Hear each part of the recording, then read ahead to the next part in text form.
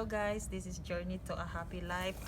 This is my harvest for today. As you can see, this is potato. It's really big. I'm really surprised about my harvest. I already harvested some of this one a few days ago.